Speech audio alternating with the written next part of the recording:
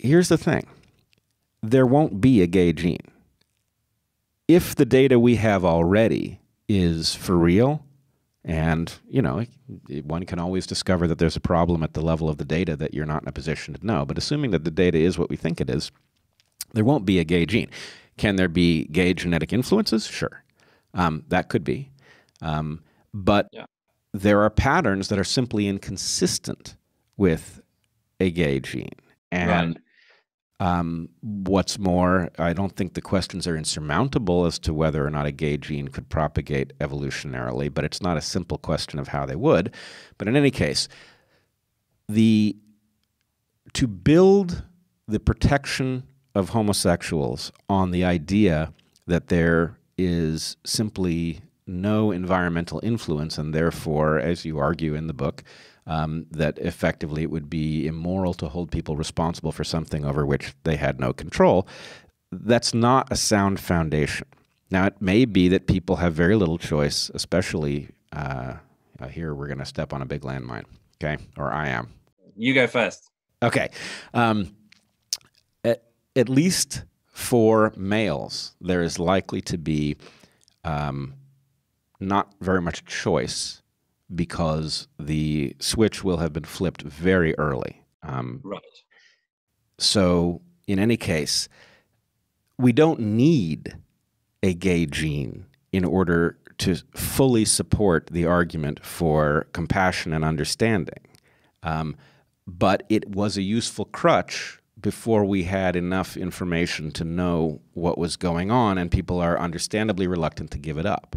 By the way, the landmine you just deftly tripped over is one of the ones that fascinates me, because I say to everyone who complains about what I'm saying about the gay bit, that when I say, look, maybe it's a bit more mellifluous even after a certain stage than we pretend, and that a gay isn't necessarily, as I say, a one-way street. Even the people who object to that deeply concede I might be onto something in the case of female lesbianism. Right. Well, because there's definitely more adaptability there than there is among male homosexuals.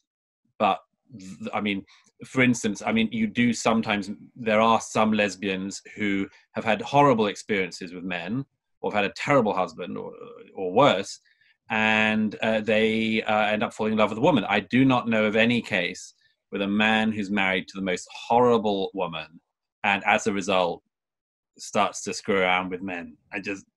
Not. As a straight guy, it's hard for me to imagine a woman that horrible. But that's right. That's it. I'm leaving you. I'm going to go to the local gay bar as a result. Yep. But I mean, if you think about it, look, the reason that this should be more flexible on the lesbian side is staring us in the face. It's just obvious. As you said, it's not that hard. Gay men have a really, and again, among the many amazing points that you make in this book that I've never heard anybody else say, but we're begging for an exploration. Gay men have a problem producing babies. The mythology of the moment may be that they don't, but Monty Python correctly nailed the fact that a pair of men don't have a uterus, and therefore that invites questions about how it's going to be done. Women don't have this problem. In fact, a lesbian couple has a couple of uteruses, right? What that means is that there is an opportunity. Here, let's just do this straightforwardly in an evolutionary sense. Human babies are extremely expensive to raise, and they are much better raised when people team up, right? So a straight partnership is a team, and its primary objective is the successful raising of babies, the production of resources, the nurturing, the delivery of information on how to be a successful human. A single individual has a problem raising a baby. There's just not enough labor. It's too labor intensive. A pair of lesbians has the labor and the uteruses. What they lack is a single cell, right?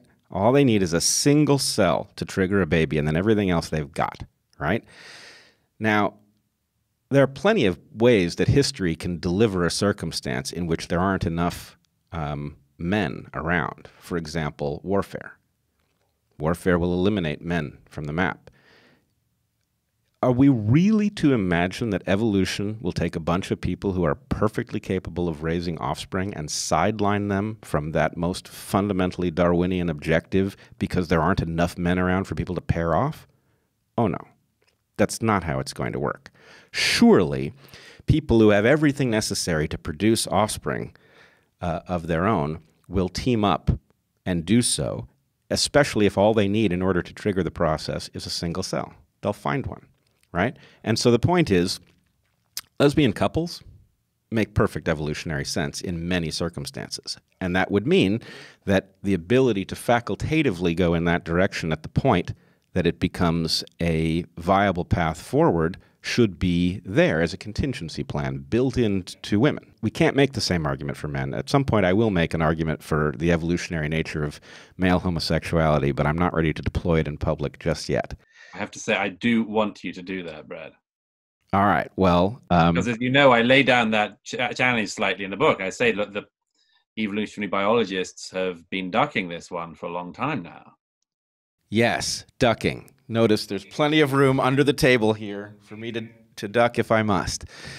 All right. So where were we?